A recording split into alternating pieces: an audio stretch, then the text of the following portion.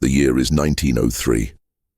A relentless drizzle, cold and unforgiving, lashed against the windows of the train car, blurring the already desolate landscape of rural Massachusetts. Detective Sarah Miller, a woman whose sharp intellect and unwavering resolve had earned her a formidable reputation in the male-dominated world of law enforcement, peered out at the fleeting shadows. Her destination: Harrowfield Estate. A name that had begun to circulate in whispers and hushed tones, even in the bustling precincts of Boston. The air grew heavy, not just with the impending storm, but with an almost palpable sense of dread that seemed to emanate from the very land she was approaching. Sarah's coat, a practical wool affair, offered little solace against the chill that seemed to seep into her bones. She adjusted her spectacles, her gaze settling on the official dispatch in her hand. 213 victims, 3 generations. The numbers were staggering, almost mythical, yet the report was disturbingly real. Disappearances, unexplained deaths, a litany of tragedies stretching back decades, all centered on the isolated Harrington family and their sprawling estate. This wasn't a simple case of foul play. It reeked of something far more insidious. As the train groaned to a halt at a small, unassuming station, the only other passenger, an elderly woman clutching a worn rosary, offered Sarah a wary glance before hurrying off into the gloom.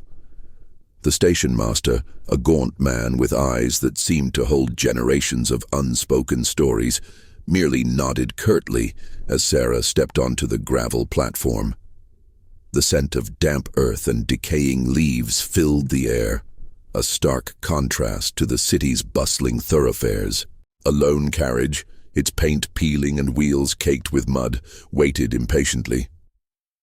The driver, a young man with a perpetually nervous twitch, avoided her gaze. The journey to Harrowfield was a descent into an unsettling silence, broken only by the rhythmic clop of the horses' hooves and the incessant drumming of rain on the carriage roof. The road, barely more than a muddy track, wound through dense, skeletal trees that seemed to claw at the overcast sky. The deeper they went, the more the natural world seemed to close in, pressing down with a suffocating weight. Sarah felt a familiar prickle of unease, a sensation she had learned to trust. Something was profoundly wrong here.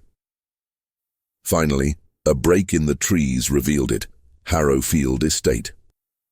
It was a monstrosity of a house, Gothic in its grandeur and menacing in its decay. Dark, imposing, with countless windows like vacant eyes staring out from a shadowed face, it seemed to absorb the meager light of the overcast day.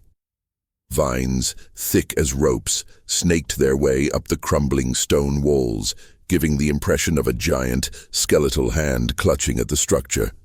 A pervasive silence hung over the property, broken only by the mournful wail of the wind. The driver quickly deposited her meager luggage and, without a word, turned the carriage around, eager to escape the estate's palpable gloom. Sarah stood alone on the gravel drive, the rain plastering strands of hair to her face. She pulled her coat tighter, her eyes scanning the desolate landscape. The grounds were overgrown, choked with weeds and untamed bushes, a testament to neglect and perhaps fear. The air here was colder, heavier, charged with an unspoken history. As she approached the massive, ornate front door, an unsettling chill ran down her spine. The wood was dark, almost black, and felt strangely cold to the touch. A faint, almost imperceptible scent, like old dust and forgotten flowers, wafted from within. She raised her hand to knock, but before her knuckles could connect, the door creaked open, revealing a cavernous, dimly lit foyer. A man, tall and gaunt, with an air of profound weariness, stood in the threshold. His eyes, though shadowed, held a flicker of something ancient and resigned. This was Elias Harrington, the current patriarch, the one who had reluctantly called for outside help. "Detective Miller." His voice was a low murmur, barely audible over the wind. Welcome to Harrowfield, or perhaps I should say, welcome to its curse. His words, simple and direct, sent a shiver down Sarah's spine that had nothing to do with the biting cold. The weight of 213 souls seemed to press down on her, demanding answers, and she knew, with an unnerving certainty, that the true horror of Harrowfield was only just beginning to unfold. If you like this first chapter, and are eager to unravel the mysteries of Harrowfield, don't forget to subscribe to the channel so you don't miss the next episodes. Remember, this is a fictional story. The interior of Harrowfield Estate was a labyrinth of shadows and dust, a mausoleum dedicated to forgotten memories. The air was thick and stagnant, heavy with the scent of aged wood, decaying velvet, and something else, a faint metallic tang, like old blood, or perhaps just the product of Sarah's overactive imagination. Elias Harrington led her through the vast foyer, his footsteps echoing ominously on the marble floor. Portraits of stern-faced ancestors, their eyes seeming to follow her, lined the walls, each one a silent witness to generations of tragedy. The house has seen better days. Elias's voice was devoid of emotion, a monotone that bespoke years of quiet suffering. He was a man hollowed out by grief, his shoulders slumped as if carrying an invisible burden. My family, we've lived here for centuries, and for centuries we've lost, always to Harrowfield. His gaze drifted to a large, faded tapestry depicting a hunting scene, its colors muted by time and sorrow. Sarah's detective's mind immediately began to catalogue, the flickering gaslights casting dancing shadows, the intricate carvings on the banister depicting grotesque figures, the pervasive chill that seemed to penetrate even the thickest clothing. This wasn't merely an old house, it was a character in itself, a silent, menacing entity. "Tell me about the disappearances, Mr. Harrington," Sarah pressed, her voice clear and steady, cutting through the oppressive atmosphere. "Specifically, the most recent ones." Elias sighed, a deep, shuddering sound. "My cousin, Amelia, a week ago, she simply vanished from her room during the night. The window was locked from the inside. No signs of forced entry, just gone." His voice cracked slightly. "Before her, it was my uncle Thomas, 3 months prior. He was found at the edge of the woods, senseless, rambling about the shadows that walk. He never recovered, died in the asylum last month." Sarah noted his choice of words, the shadows that walk. Superstition or something more? She made a mental note to speak with the local townsfolk, despite the isolated nature of the estate. "And the police investigation?" she inquired, her eyes scanning the dark corners of the grand drawing room they had entered. Dust sheets covered much of the furniture like shrouds, adding to the funereal atmosphere. "Ineffective," Elias stated flatly. "They searched the grounds, the house, interviewed the few remaining servants, found nothing. They call it a series of unfortunate accidents or, well, they don't know what to call it. They suggested Amelia simply ran away, which is absurd. Amelia was frail, terrified of the outside world, especially after Thomas's decline." His voice held a hint of frustrated despair. As Elias spoke, Sarah's attention was drawn to a heavy bound book lying open on a dusty side table.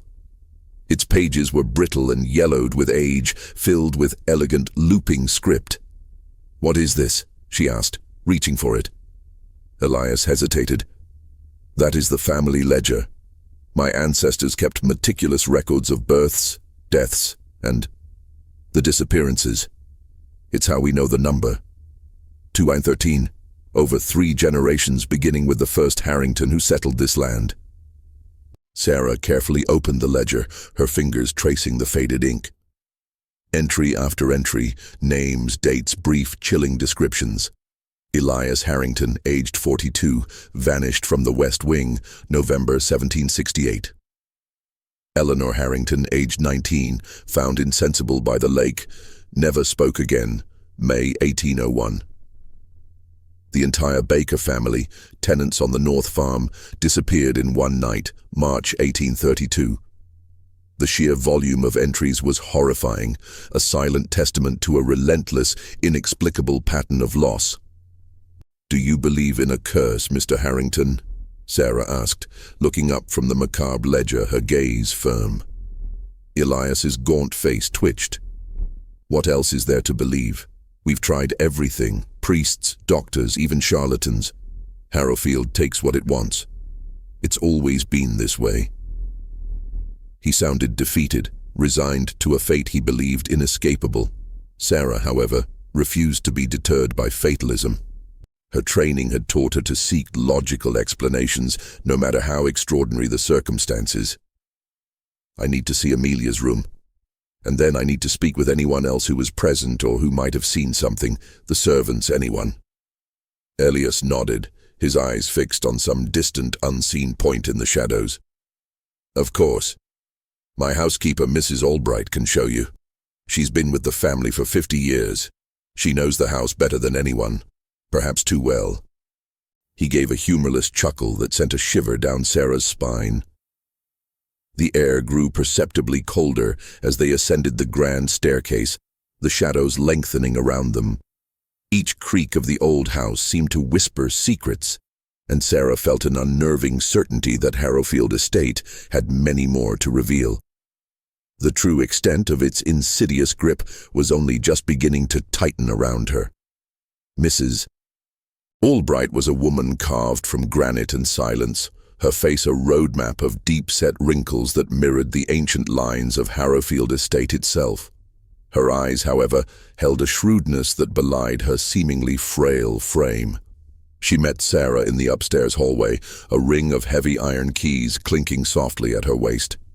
The air in the upper floors felt even more stagnant, the silence thicker, as if the very walls absorbed sound. "Detective Miller." Her voice was surprisingly firm, a low rasp like dry leaves skittering across stone. "Mr. Harrington informed me of your arrival. A fool's errand, if you ask me. This house keeps its secrets."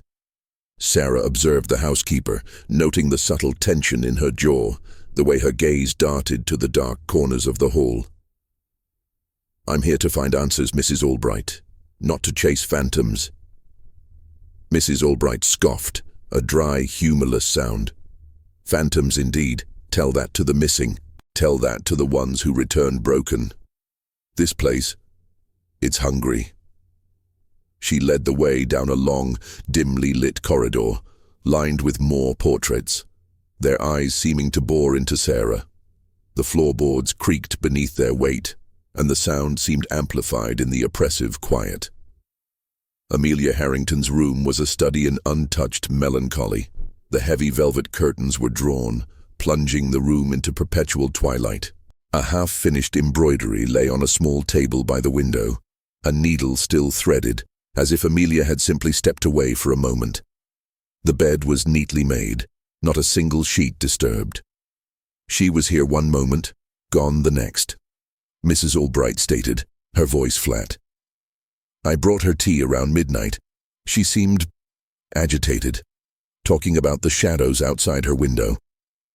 Sarah moved to the window, inspecting the latch. It was indeed locked from the inside.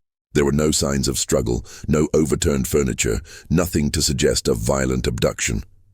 It was as if Amelia had simply dematerialized. The only anomaly Sarah found was a faint, almost imperceptible smudge on the windowsill, too indistinct to identify. She knelt, examining the floorboards near the window. A single, brittle autumn leaf lay near the edge, as if blown in from outside, despite the tightly sealed window. Odd. Did Amelia have any enemies? Any disputes? Sarah asked, turning to the housekeeper. Mrs. Albright's lips thinned. The Harringtons have always been a quarrelsome lot. Too much money, too much time, too much history. But Amelia was a timid soul, kept to herself. Her only real contention was with her cousin, Arthur. He believed he should inherit the estate, not Elias, and certainly not if Amelia were to marry and have heirs. But he's been gone for months, tending to business in Boston. What about the local villagers? Sarah pressed. Do they interact with the family often?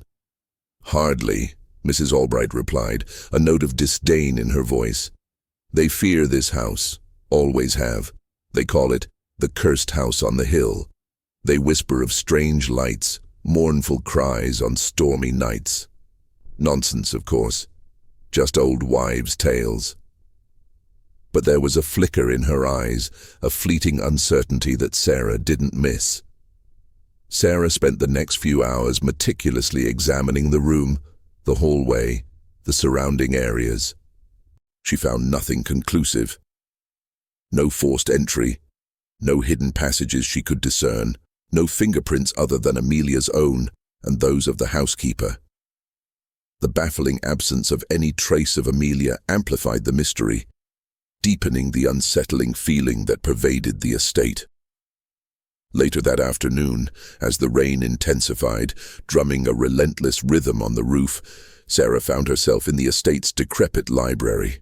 Shelves laden with ancient leather-bound tomes stretched to the high ceiling. The air here was heavy with the scent of decaying paper and a faint, acrid odor like something had been burned years ago. She was searching for any journals, any personal correspondence that might shed light on Amelia's state of mind, or perhaps on the deeper secrets of Harrowfield. As she ran her gloved hand along a dusty shelf, her fingers brushed against a loose panel. Her heart gave a sudden lurch. Behind it, not a hidden passage, but a small, leather-bound diary, its pages filled with frantic, almost illegible script. It was Amelia's. Sarah's pulse quickened. This was the first true lead. She opened it to a recent entry. The whispers grow louder. They speak my name from the walls. I see them, fleeting shadows in the corners of my vision. They want me, just as they took Mother and Aunt Beatrice and Uncle Thomas. The curse is real. I cannot escape. The words were chilling, bordering on madness. Was Amelia truly being hunted by something unseen, or was she succumbing to the crushing weight of the estate's history, driven to self-destruction? Suddenly, a floorboard creaked above her, a distinct sound in the otherwise silent house. Sarah froze, her hand still clutching the diary. Mrs. Albright was downstairs, Elias in his study. Who else was in the house? A gust of wind howled through a crack in a window pane, making the old house groan. But Sarah knew that wasn't the sound she'd heard. It was too precise, too deliberate. The feeling of being watched intensified, raising the hairs on the back of her neck. The true game, she realized, had just begun. The sound of the creaking floorboard echoed in Sarah's mind long after the wind died down. She clutched Amelia's diary, her gaze sweeping the dimly lit library. The heavy silence that followed felt charged, predatory. She was not alone. The unsettling sensation of being watched was no longer a vague feeling, but a distinct presence. She slowly, deliberately, closed the diary and slipped it into her coat pocket, her hand resting near the small pistol holstered beneath her arm. "Is anyone there?" Sarah called out, her voice calm and steady, betraying none of the apprehension she felt. Only the sighing of the wind in the ancient eaves answered her, yet the air felt colder, prickling her skin. She decided to play a dangerous game. She resumed her feigned search of the bookshelves, her back to the main door of the library, but her ears were acutely tuned to every whisper, every groan of the old house. After a few agonizing minutes, she heard it again. A faint, almost imperceptible rustle like cloth brushing against something.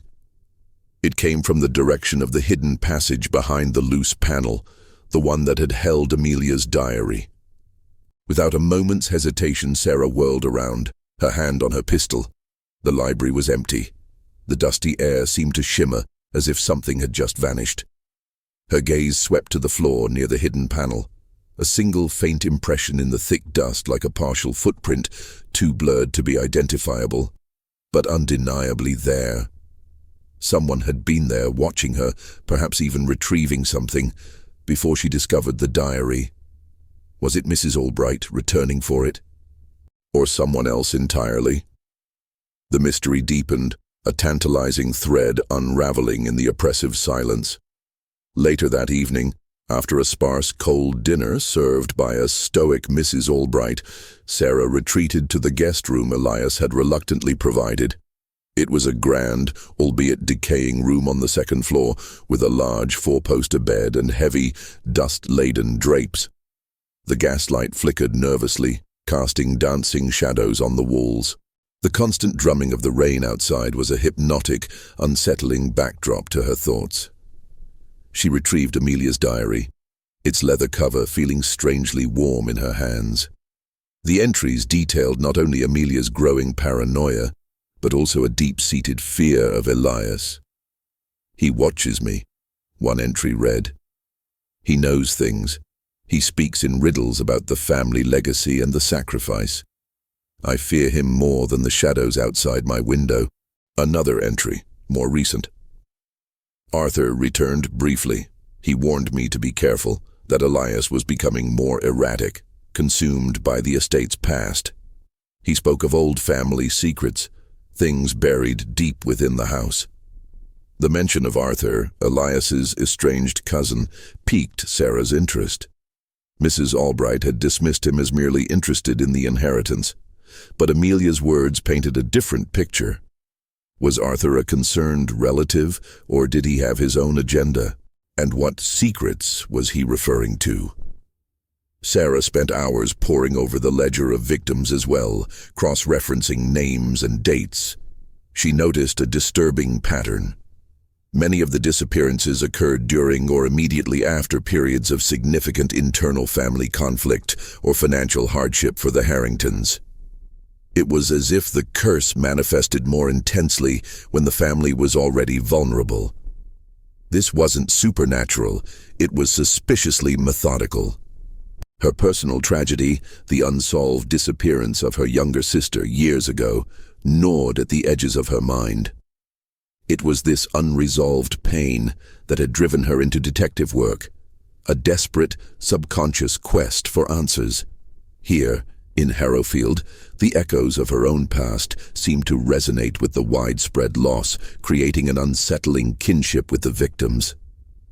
She felt a profound sense of urgency, a need to bring closure to these families, a closure she had never found for her own. As the night deepened, the storm outside intensified. The wind howled like a banshee, rattling the windows and making the old timbers of the house groan.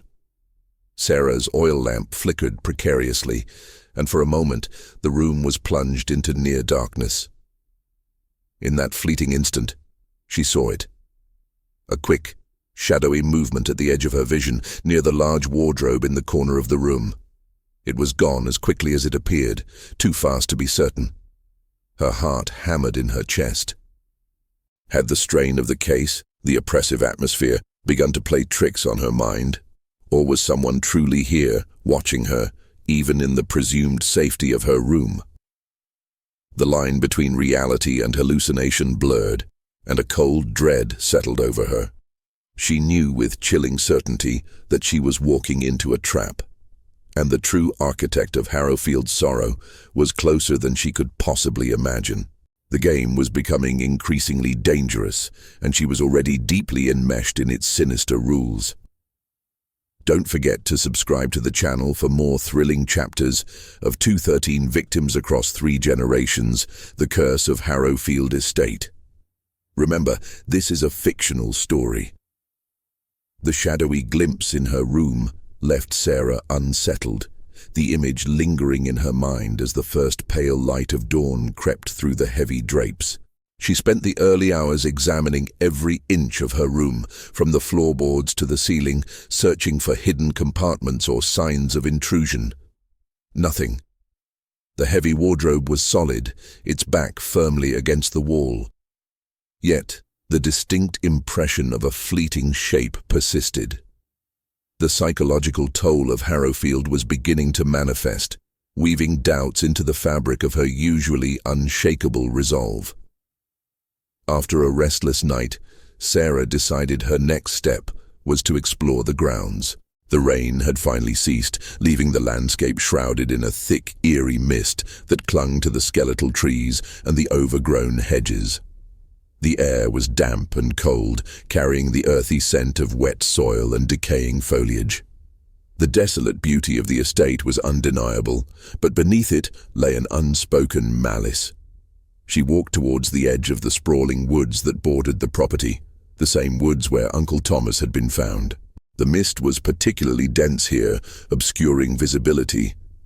The trees, ancient and gnarled, seemed to twist into grotesque shapes, their bare branches reaching like skeletal fingers.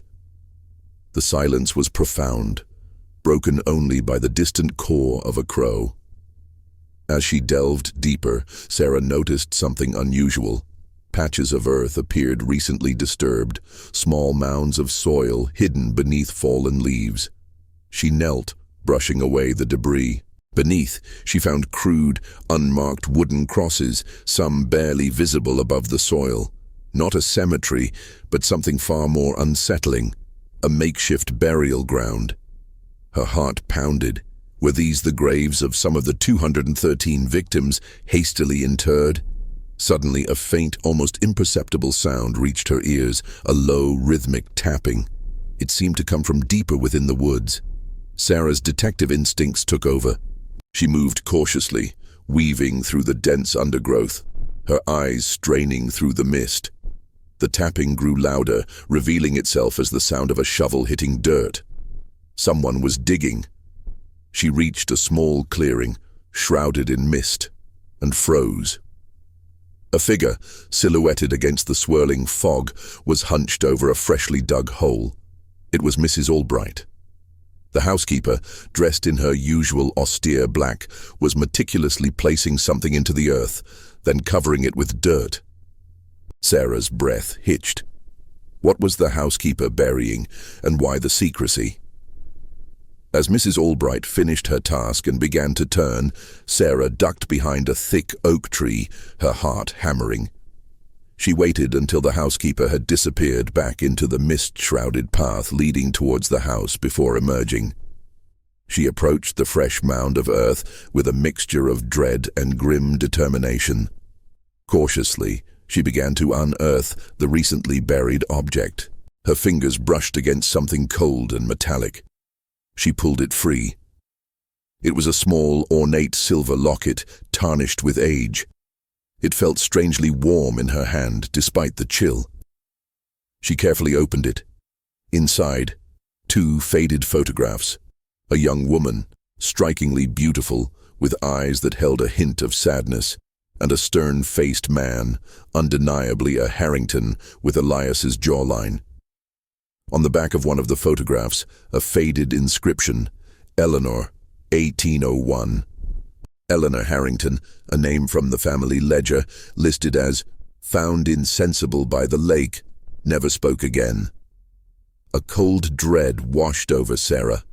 Mrs. Albright was burying relics, perhaps to hide them, perhaps to mourn them. But why this locket? And why so secretly? Was this a sentimental act, or an act of concealment? The old housekeeper, who claimed to know the house too well, clearly harbored secrets of her own, secrets intertwined with the estate's grim past. As Sarah stood there, the locket heavy in her hand, a shiver ran down her spine that had nothing to do with the cold. A faint whisper, barely audible, seemed to rustle through the trees, carried on the damp air.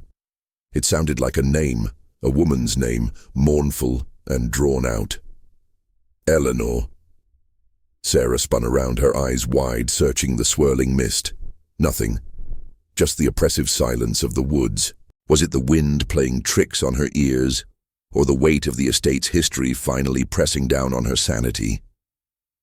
The lines between reality and the unsettling rumors of Harrowfield were blurring, and Sarah felt a chilling premonition that the deeper she dug, the more she would unearth not just clues, but the very essence of the evil that had plagued this family for generations. The true extent of the psychological torment was beginning to take hold, threatening to pull her into the same abyss that had consumed so many before her. The locket in her pocket felt like a lead weight, a tangible piece of the puzzle Mrs. Albright had tried to bury. Sarah returned to the house, the misty woods clinging to her clothes, her mind racing. Mrs. Albright's secretive actions combined with Amelia's diary entries painted a picture of a household riddled with fear and hidden agendas. Elias's stoicism now seemed less like grief and more like calculated detachment. She found Elias in his study, a room dominated by a massive mahogany desk piled high with ledgers and documents. He looked up as she entered, his eyes narrowed, a flicker of suspicion in their depths. "Find anything interesting on your morning stroll, detective?" His tone was clipped, laced with an edge she hadn't heard before. Sarah decided to confront him directly. "I found this." She placed the silver locket on his desk, its tarnished surface glinting in the dim light. It belonged to Eleanor Harrington. Mrs. Albright was burying it in the woods. Elias's face remained impassive, but his fingers tightened imperceptibly on the armrest of his chair. "Eleanor was my great-grandmother. A tragic figure. She lost her mind after an incident by the lake. Mrs. Albright was her lady's maid as a young woman. She's always been sentimental. Perhaps she was simply putting an old memento to rest." His explanation felt rehearsed, too smooth. "And what about Amelia's diary, Mr. Harrington?" Sarah pressed, watching him intently. "She wrote about seeing shadows and being afraid of you." A muscle in Elias's jaw twitched. Amelia was fragile. The weight of this house, its history, it affects everyone differently. Her accusations are the ramblings of a disturbed mind. He pushed himself away from the desk, standing up to his full, imposing height. "You are overstepping, detective. My family's private affairs are not subject to public scrutiny, nor are the fantasies of a mentally unwell girl." 213 victims are not fantasies, Mr. Harrington," Sarah countered, her voice unwavering. "They are lives, and they demand answers. Your family's history is precisely what brought me here." She paused, letting her words hang in the air. "I've noticed a pattern in the ledger. Many disappearances occur during times of family strife or financial distress. Coincidence or opportunity?" Elias laughed, a dry, bitter sound that held no humor. "You seek a logical explanation for what defies logic. You waste your time. This house, it chooses its victims. It always has." His eyes, normally shadowed and weary, now held a cold, hard glint. "Perhaps you should consider leaving, detective, before Harrowfield chooses you." The veiled threat, subtle yet unmistakable, sent a jolt of alarm through Sarah. Elias was not merely resigned, he was actively obstructing her investigation. He knew more than he was letting on, and his demeanor had shifted from grieving patriarch to a man with something to hide. Later, Sarah found Mrs. Albright in the kitchen, preparing a meager lunch. The air was thick with the scent of boiled cabbage. "Mrs. Albright," Sarah began, her voice low, "why were you burying Eleanor's locket? And why did Amelia fear Elias?" The old woman's back stiffened. She turned slowly, her face a mask of grim determination. "Some things are best left buried, detective. And some truths, they are too painful to speak aloud, especially in this house." Her gaze shifted towards the closed kitchen door, as if fearing being overheard. "Elias, he is a man burdened by his lineage. He believes in the curse, believes it is his duty to appease it.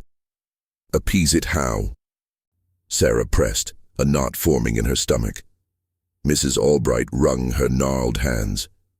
"He studies the old texts. The family's private library holds many peculiar books, and he has a certain fascination with the victims. He knows their stories, their weaknesses.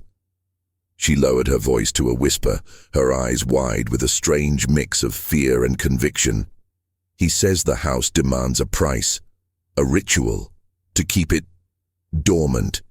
He believes he is protecting the others. The word ritual sent a chill down Sarah's spine. This was no longer just about disappearances. It was about a deeply disturbing, potentially murderous belief system. What kind of ritual, Mrs. Albright? What kind of price? Before the housekeeper could answer, the heavy oak door of the kitchen creaked open. Elias stood there, his shadow falling across the floor. He hadn't heard their conversation, but his presence was a chilling reminder of his constant surveillance. Mrs. Albright instantly averted her gaze, her face paling.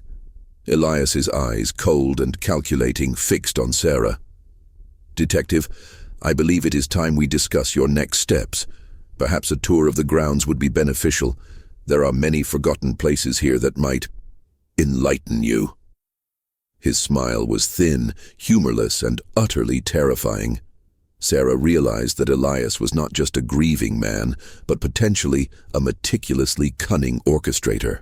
The game had just escalated, and she was dangerously close to becoming the next piece in Harrowfield's macabre puzzle.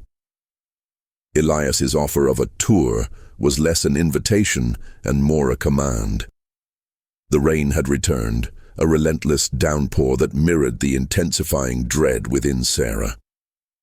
Elias led her through the estate's sprawling, neglected gardens, the path slick with mud, the air heavy with the scent of damp earth and decay.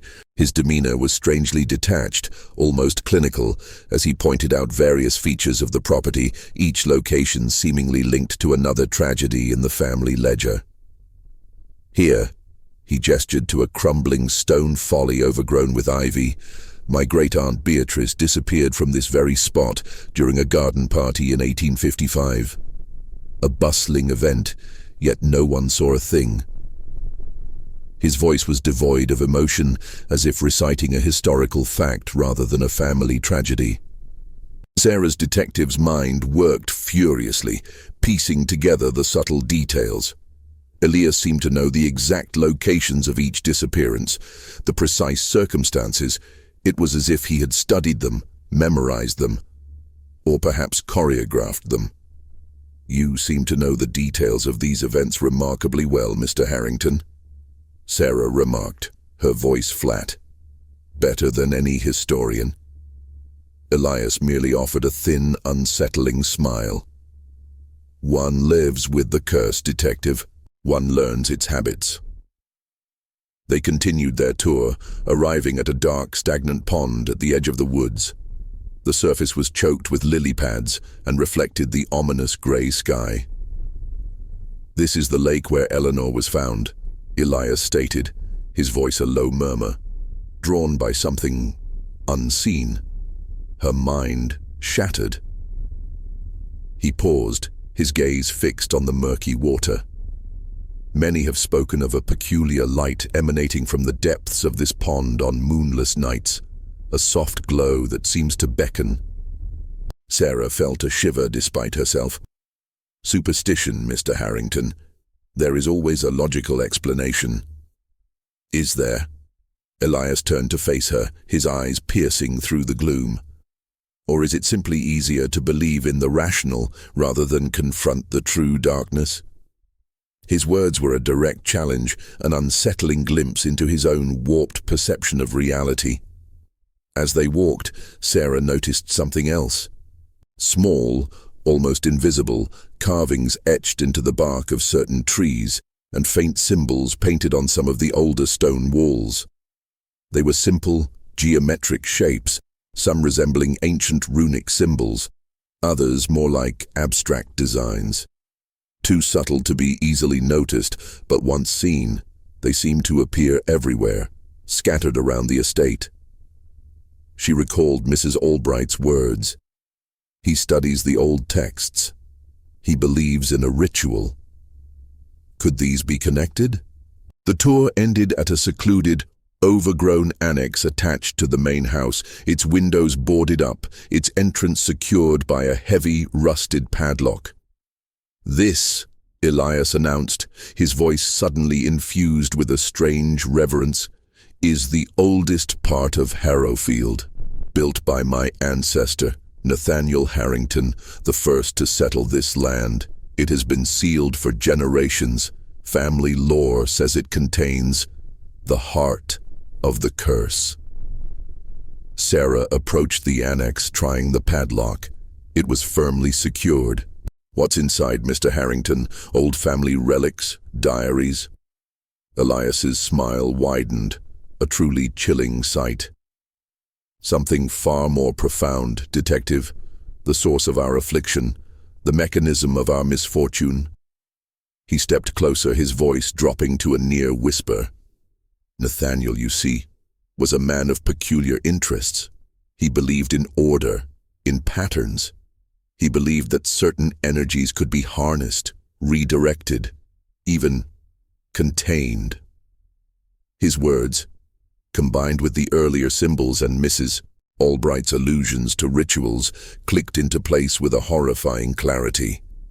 Elias wasn't just a superstitious man, he was a manipulator, perhaps even a killer, who used the curse as a convenient alibi for his own twisted machinations. The 213 victims were not chosen by some ethereal force, but by a calculating mind that exploited the family's belief in a curse. "You don't believe in a curse, do you, Mr. Harrington?" Sarah stated, her voice cold and hard.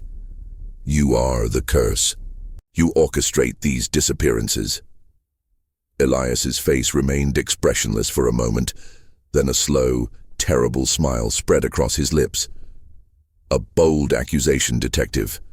But how will you prove it? The house holds no secrets that wish to be found by outsiders." He took a step back, his eyes gleaming with a disturbing triumph. "And now, if you'll excuse me, I have matters to attend to. Perhaps you should rest. You look weary." Harrowfield can have that effect on people. He turned and walked away, his figure disappearing into the relentless rain, leaving Sarah alone in the oppressive silence. The realization hit her with the force of a physical blow. Elias was not a victim. He was the predator. The curse was a sophisticated deception, a labyrinth of lies designed to conceal the truth. But what was his motive? What was he gaining from the relentless suffering of his own family? And what, precisely, was in that sealed annex that was so crucial to his machinations? The answers, she knew, were buried deep within Harrowfield, and Elias had just given her a chilling invitation to dig them up.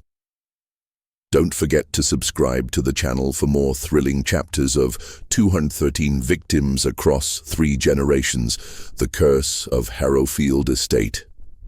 Remember, this is a fictional story. The chilling realization of Elias's true nature propelled Sarah into a desperate search for proof. She returned to the house, the rain-soaked landscape mirroring the turmoil in her mind. The old mansion, once merely oppressive, now felt overtly hostile, a silent accomplice to Elias's crimes. Every shadow seemed to hold a watchful eye, every creak a whispered warning. Her first priority was the sealed annex. If it truly held the key to Elias's mechanism, then she needed to get inside. She went to Elias's study, knowing he wouldn't be there. She meticulously searched his desk, his drawers, his personal effects. It was a gamble, a trespass into forbidden territory, but time was running out. The longer she remained at Harrowfield, the more she risked becoming another statistic in the ledger. After a tense, painstaking search, she found it. A small, intricately carved wooden box hidden beneath a false bottom in one of the desk drawers.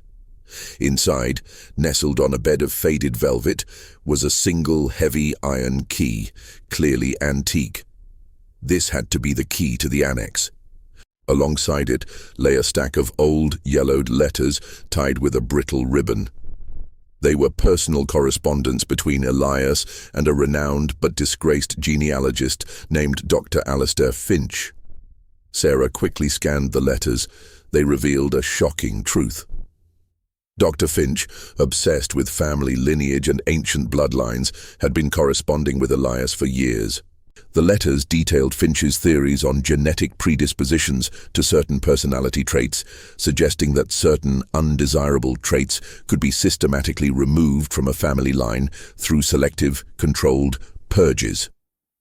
He spoke of optimizing the Harrington lineage for purity and strength, eliminating those deemed weak or unfit to inherit the family fortune and legacy. Elias, evidently, had been a fervent student of Finch's twisted eugenics, absorbing his ideologies with chilling dedication. The curse was a meticulously crafted facade. Elias, driven by a fanatical desire to preserve and perfect the Harrington bloodline, had been systematically eliminating family members whom he deemed a threat to the estate's future, or simply those who displayed traits he considered undesirable: weakness, emotional fragility, dissent. Amelia's agitation and fear would have marked her as a target. Uncle Thomas's rambling after his ordeal would have sealed his fate. The pattern of disappearances during times of family strife now made horrifying sense. These were the moments when the weak links were most exposed and vulnerable. The rituals Mrs. Albright spoke of were not supernatural appeasements, but carefully planned murders and psychological torment, designed to mimic the historical pattern of the curse.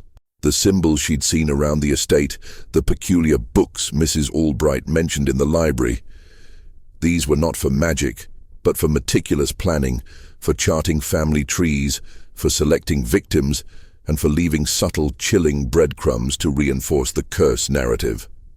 The locket Mrs. Albright buried, and her grief, were not for a cursed victim, but a murder victim.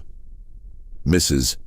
Albright, loyal to the family but perhaps horrified by Elias's true nature, was burying the last vestiges of the humanity within the victims, a desperate act of remembrance and mourning, perhaps hoping to obscure Elias's tracks, or subconsciously to put their restless souls at ease. As Sarah stood there, the weight of the revelation pressed down on her. Elias was not a madman driven by superstition, but a cold, calculating murderer, using the family's deep-seated belief in a curse as the perfect cover for his crimes.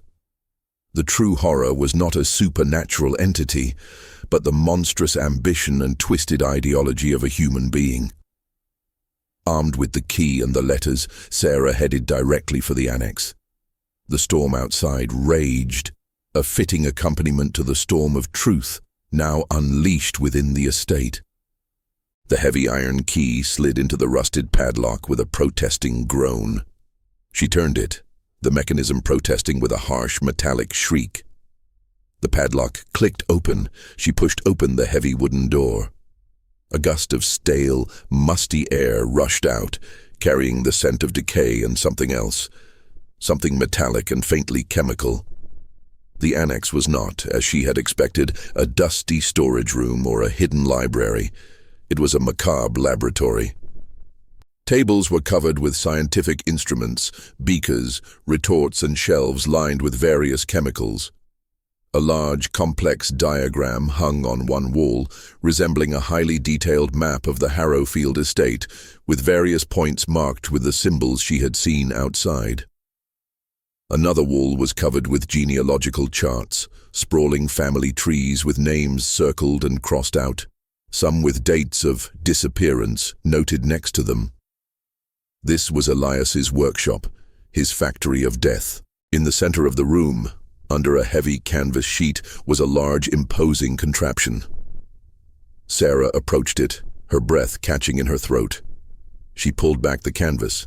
Beneath it lay a custom-built, heavily reinforced wooden box, large enough to contain a human body. It was fitted with internal mechanisms, straps, restraints, and a complex system of hoses leading to large cylinders of gas. The faint, sweet chemical odor in the air was now identifiable: chloroform. This was Elias's mechanism, Not a supernatural force, but a sophisticated custom-built device for silent, undetectable assassinations and disappearances. The bodies, she realized with a sickening lurch, were then disposed of in the vast, untamed wilderness of the estate, or perhaps even the murky depths of the lake, making their recovery impossible and cementing the curse narrative. Elias Harrington was not only a murderer, but a meticulously organized, scientific one. The 213 victims were a testament not to a curse, but to a chillingly precise, multi-generational campaign of murder. The true horror of Harrowfield was the human mind, twisted by greed, ambition, and a perverted sense of legacy. The discovery of the hidden laboratory and the chloroform chamber confirmed Sarah's horrifying suspicions. Elias Harrington was not a man tormented by a curse, but a cold, calculating murderer, systematically purging his family line for generations. The sheer scale of his depravity was staggering. The curse was a meticulously crafted lie, a psychological weapon honed over decades to control and eliminate.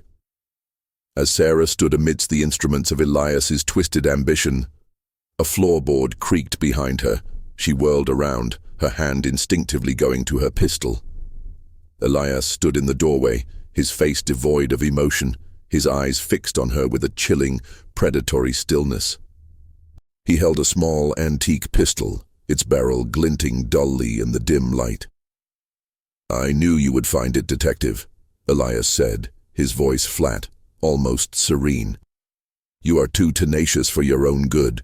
A weakness, I'm afraid, in the grand scheme of things." "The grand scheme is murder, Elias," Sarah retorted, her voice firm despite the tremor in her hands. 213 murders. For what? Legacy? Purity of bloodline? This isn't science, it's madness. Elias's lips curled into a faint, humorless smile. Madness? No, Detective. It is necessity. My ancestors, Nathaniel and his descendants, laid the groundwork. They understood the importance of a pure, unblemished lineage, but they lacked the scientific rigor. They relied on crude methods, and the curse became a convenient narrative. I merely perfected it. I removed the weak, the dissenters, the emotionally unstable, those who would dilute the Harrington strength. Amelia was one such example, too fearful, too prone to flights of fancy. And Arthur? Sarah pressed, her mind racing, looking for any opening, any way to disarm him. Was he a threat to your legacy as well? Arthur was a fool, Elias scoffed, his grip on the pistol tightening. He returned, sniffing around, asking too many questions about the true purpose of the annex. He even dared to suggest I was merely a madman. He posed a significant risk to my life's work. He's already been processed. His body, like so many others, will never be found. A wave of nausea washed over Sarah. Arthur, the concerned cousin, was already gone, another victim. The silence of Harrowfield truly did hide everything.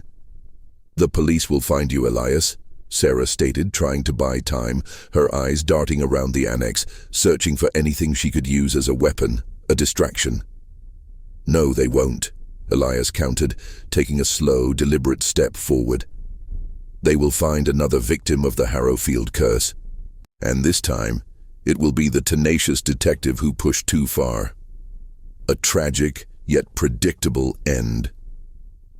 He raised the pistol, aiming it directly at her chest. It's a perfect narrative, isn't it? The curse claims another. Sarah knew this was her only chance. Her eyes landed on a large, heavy wrench lying on a nearby workbench. As Elias took another step, steadying his aim, Sarah lunged, not for him, but for the wrench. In one swift, desperate motion, she grabbed it and hurled it with all her might at the flickering gaslight hanging from the ceiling. The glass shattered with a deafening crash, plunging the annex into near-total darkness. A faint hiss of escaping gas filled the air, mingled with the acrid scent of sulfur. Elias cried out in surprise, his shot going wide, embedding itself in the far wall. In the sudden chaos, Sarah dropped to the floor, scrambling for cover behind the large chloroform chamber. The darkness was absolute, broken only by the dim, distant light filtering from the main house and the rhythmic pounding of the rain. The smell of chloroform was growing stronger, disorienting. "You cannot hide from me, detective." Elias's voice echoed in the darkness, laced with a terrifying calm. "I know every inch of this house, every shadow." Sarah heard his footsteps, slow and deliberate, moving towards her. He was waiting for his eyes to adjust, waiting for her to make a sound. She held her breath, her heart hammering against her ribs.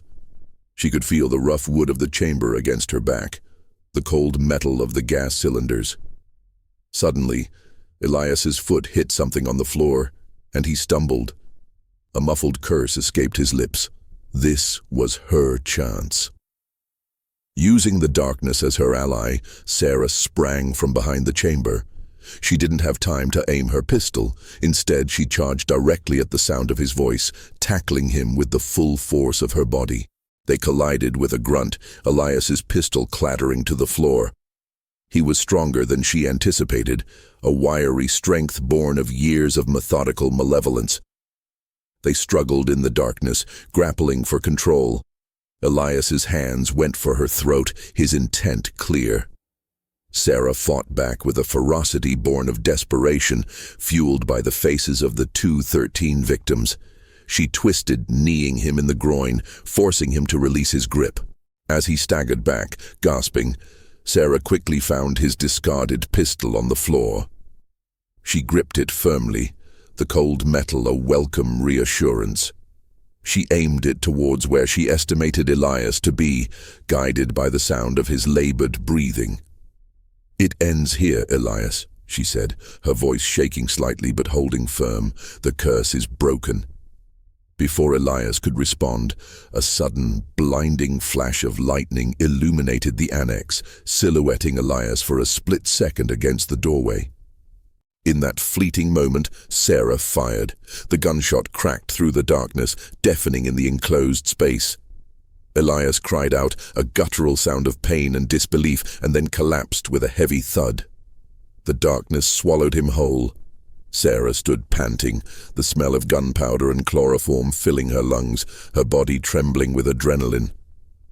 The rain continued to lash against the roof, washing away the echoes of the struggle.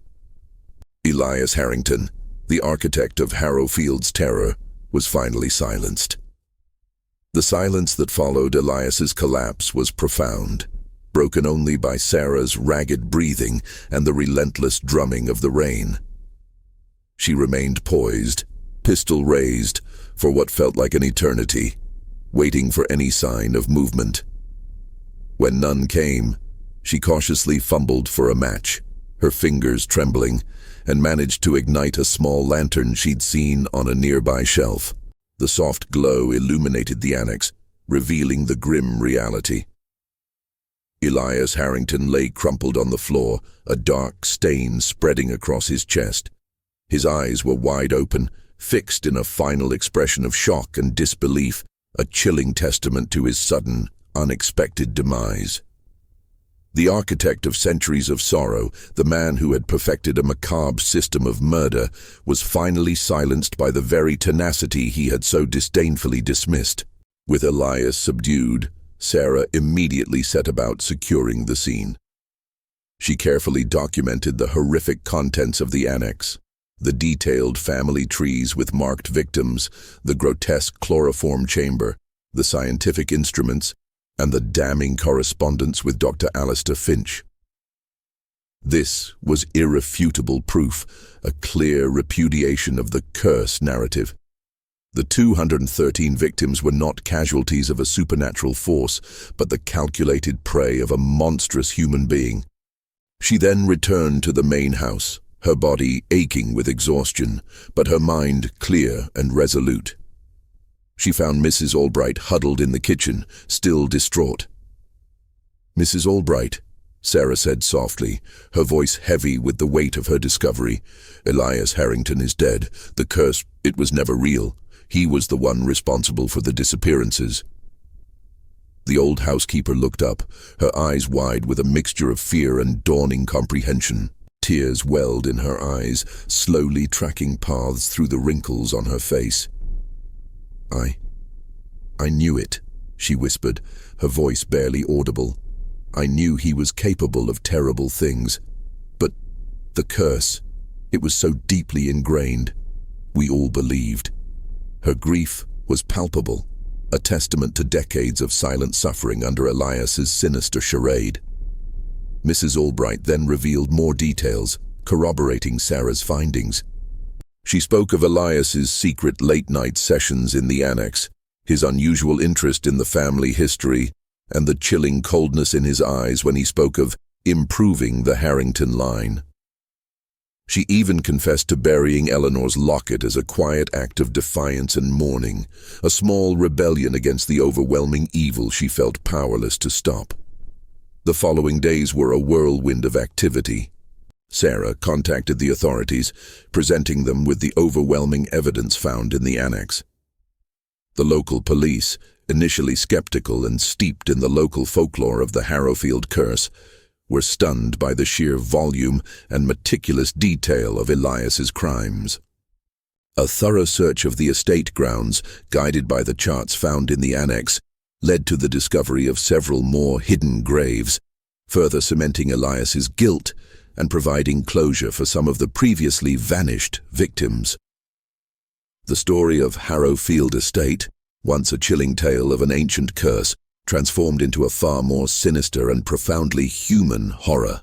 The media descended upon the remote estate, their headlines screaming not of ghosts, but of the calculated depravity of Elias Harrington, the architect of Harrowfield's silence. The 213 victims across 3 generations were no longer just numbers in a ledger, but individuals whose lives were brutally ended by a man consumed by a perverted ideology of purity and legacy. Sarah Miller, the tenacious detective, gained further renown for unraveling one of the most baffling and widespread crime sprees in American history. Yet, for her, the true victory lay not in the accolades, but in the quiet sense of justice finally served. The echoes of her own sister's disappearance, though still unresolved, felt less suffocating now. She had faced a darkness rooted not in the supernatural, but in the chilling depths of human cruelty, and she had prevailed. Harrowfield Estate, stripped of its false mystical aura, stood exposed for what it truly was: a monument to human evil. The remaining Harrington family members, shattered by the revelation, slowly began the arduous process of coming to terms with the truth and rebuilding their lives, free from the shadow of a curse that never truly existed. The estate itself, its secrets finally laid bare, would forever serve as a somber reminder that the most terrifying monsters are often those that walk among us, masked by the most insidious of lies. The chilling tale of the 213 victims of Harrowfield Estate was finally unveiled. Not as a product of ancient magic, but of a calculated generations-long campaign of murder, meticulously executed for the twisted price of a fabricated legacy. Thank you for following 213 Victims Across 3 Generations, The Curse of Harrowfield Estate. If you were captivated by this story and want to see more content like it, please subscribe to the channel and hit the notification bell. Your support helps us bring more compelling stories to life. Remember, this is a fictional story,